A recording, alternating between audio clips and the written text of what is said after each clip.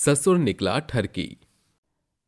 रवि और सरिता दोनों अपने बेटे रंजीत के रिश्ते की बात करने के लिए गुंजन के घर पहुंच जाते हैं। जहां जैसे ही रवि अपनी होने वाली बहू गुंजन को देखता है, वह उसे देखते ही कहता है, अरे वाह वाह, देखो तो सही, क्या बात है। ऐसा चांद का टुकड़ा तो मैंने कभी नहीं देखा। बिल्कुल चांद की तरह सुनहरा है। काश कि ये चांद मुझे कुछ साल पहले मिल जाता। अजी आप भी ये कैसी बातें कर रहे हो। अब हमारी होने वाली बहू है ही इतनी सुंदर, ऐसी बातें करना तो लाजमी है।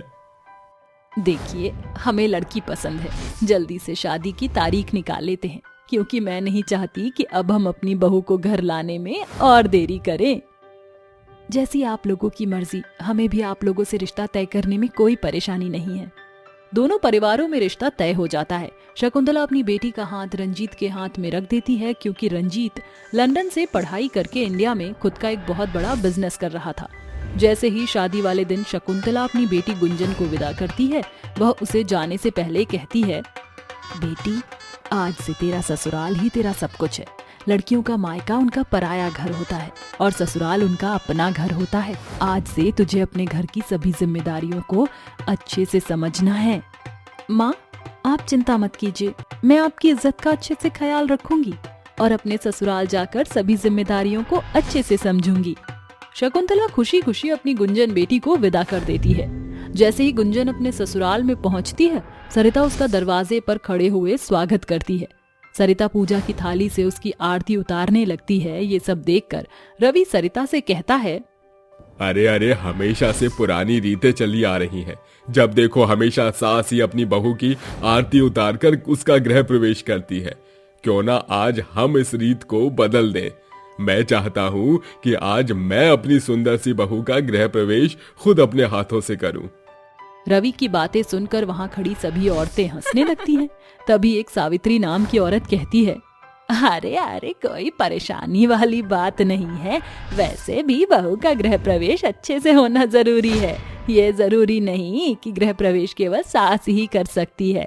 अगर बहू का गृह प्रवेश ससुर करना चाहता है तो इससे अच्छी बात और क्या हो सकती है। ससुर भी तो पिता समान होते हैं। यह सुनते ही रवि का थोड़ा सा मुंह बन जाता है, लेकिन वह गुंजन के चेहरे से अपनी नजरें हटा ही नहीं पाता। वह सरिता के हाथों से पूजा की थाली लेता है और गुंजन की आरती उतारकर उसका गृह प्रवेश करवाता है। अरे बहू खड़ी क्या हो, चलो अब अंदर आ जाओ। जैसे ही गुंजन अंदर आती है, रवि उसे एक डायमंड का नेकलेस देता है और कहता है, ये ले बहू, ये मैं खास तेरे लिए बनवा कर लाया हूँ। तेरी खूबसूरती को ये डायमंड का नेकलेस 4 चांद लगा देगा।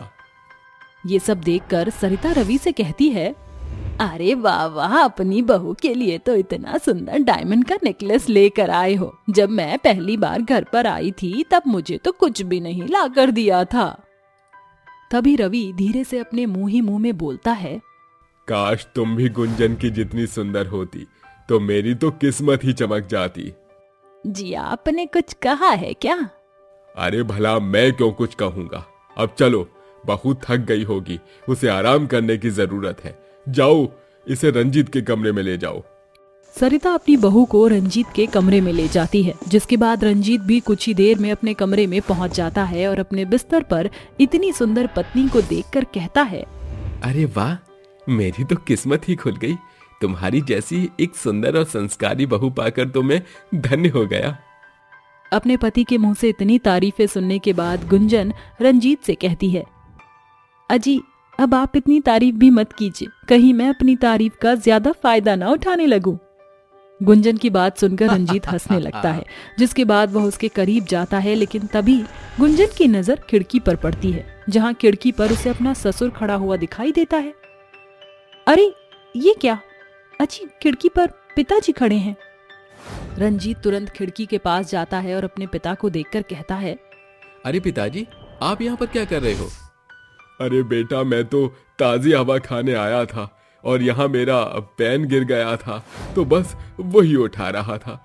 चलो तुम अपना कंटिन्यू करो, मैं सोने जा रहा हूँ। ऐसा कहकर रवि वहाँ से चला जाता है, जिसके बाद रंजीत अपने कमरे की खिड़की बंद कर देता है और अपने कमरे की लाइट को ऑफ करके गुंजन के साथ सो जाता है।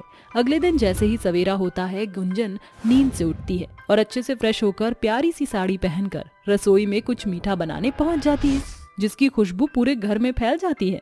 तभी सरिता रसोई में आती है और गुंजन से कहती है, अरे वाह बहू, तेरे हाथों में तो कमाल है। इतनी प्यारी खुशबू तो मैंने कभी नहीं सूंघी। आखिर क्या बना रही है तू? आज मेरी पहली रसोई है माँ जी, इसलिए मैं गाजर का हलवा बना रही हूँ। अरे वाह बहू, चल जल्दी से बना ले, मेरे पेट में तो अभी से चूहे कूदने लगे हैं।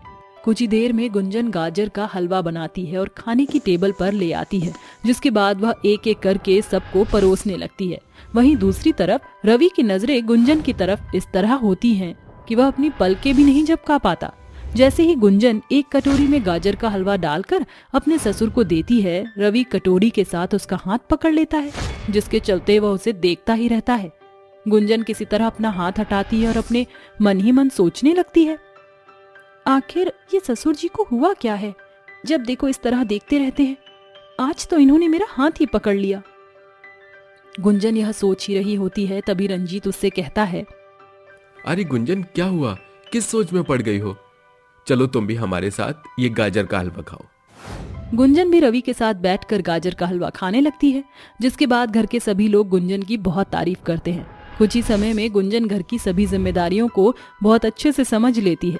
वहीं दूसरी तरफ गुंजन को ये भी समझ आ जाता है कि उसके ससुर रवि की नीयत उसके ऊपर बिल्कुल भी अच्छी नहीं है, जिसके चलते वह हमेशा रवि से दूरी बना कर रखने की कोशिश किया करती थी। एक दिन सरिता रंजीत से कहती है, अरे बेटा, तेरी शादी के चलते मैंने भगवान से मन्नत मांगी थी, लेकिन काफी समय हो गया है और मैंने मंदिर जाकर प्रसाद भी नहीं चढ़ाया है। एक काम कर, तू बहू को लेकर मेरे साथ मंदिर चल। लेकिन माँ, आज गुंजन की तबीयत बिल्कुल भी ठीक नहीं है, वो कैसे जाएगी? अच्छा, ये बात है। चल कोई बात नहीं, एक काम कर, तू ही मेरे साथ चल। अपनी पत्नी के नाम का प्रसाद भी तू ही चढ़ा दियो। वह दोनों मंदिर चले जाते हैं। ये सब रवि न्यूज़पेपर पढ़ते हुए सुन लेता है, जिसके बाद वह अपने मन ही मन सोचता है, अरे वाह, आज तो कमाल ही हो गया। आज तो बहू रानी और मैं घर पर अकेला हूँ। आज का फायदा उठाना तो बनता ही है। गुंजन अपने कमरे में आराम कर रही होती है, तभी उसे भूख लगने लगती है। बहुत भूख लगी है, एक काम करती हूँ, रसोई में जाकर देखती हूँ, माँ जी ने कुछ न कुछ तो बनाया ही होगा। गुंजन रसोई में जाती है, जहाँ वह अपने लिए खाना गर्म करने लगती है। तभी रवि पीछे से आता है और उसे पकड़ लेता है। गुंजन को ऐसा लगता है जैसे रंजीत ने उसे आकर पकड़ा है, और वह कहती है, अरे रंजीत जी, आज मेरा मन ठीक नहीं है और तबीयत भी ठीक नहीं है। अरे तो क्या हुआ? मैं तुम्हारी तबीयत ठीक कर दूंगा, तुम मुझ पर छोड़ दो। जैसे ही वह मुड़कर देखती है, उसके सामने उसका ससुर खड़ा होता है। वह एक जोरदार तमाचा अपने ससुर के मुंह पर मारती है और कहती है, ये क्या बदतमीजी है? क्या आपके अंदर थोड़ी सी भी शर्म लिहाज नहीं है? मैं आपकी बहू हूँ, यानी कि एक बेटी के समान हूँ। आपको यह हरकत मेरे साथ करते हुए जरा भी शर्म नहीं आई? इसमें शर्म की क्या बात है? मैं तो ये सोचता हूँ, काश मैं तुम्हारी उम्र का होता तो मैं तुमसे शादी कर लेता। गुंजन यह सुनते ही आग बबूला हो जाती है, जिसके बाद वह तुरंत अपने फोन से पुलिस के नंबर पर अपने ससुर के खिलाफ कंप्लेंट लिखवा देती है।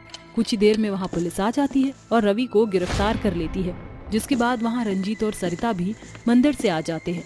गुंजन अपने साथ हुई घटना के बारे में उन दोनों को बताती है, जिसे सुनकर उन्हें बहुत अफसोस होता है और वह खुद रवि को जेल की सलाखों के पीछे डलवा देते हैं। जिसके बाद गुंजन बिना किसी के डर से अपने पति और अपनी सास के साथ खुशी खुशी रहने लगती है।